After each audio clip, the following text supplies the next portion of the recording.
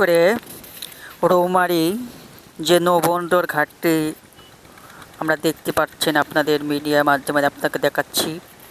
সে ঘাটটির ঘাটের কোনো চিহ্ন নেই এবং এই মানুষগুলা যে রৌমারীতে বসবাস করে তার প্রচুর পরিশ্রমের এবং প্রচুর যে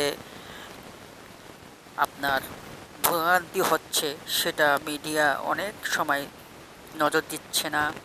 তবে আমরা বলবো যে এই জায়গাগুলো উন্নয়নের হাত বেড়ে দিতে হবে। যেমন আওয়ামী লীগ সরকার যে 17টি বছর যারা এই জায়গাগুলো কাজ করতে পারেনি, সে নতুন কোনো সরকার এসে এই জায়গাগুলো উন্নয়নের ছোঁয়া দিতে হবে।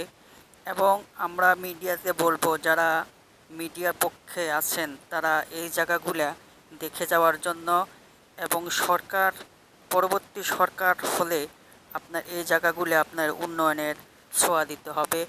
এই কারণে আমরা মিডিয়ার পক্ষ থেকে সকলকে আমরা বলবো, যারা আমার যে চ্যানেলগুলো দেখবেন সকলেই শেয়ার করে দেবেন, পাশে থাকবেন, ফলো দিবেন এবং আপনাদের উন্নয়ন আপনাদের করতে হবে।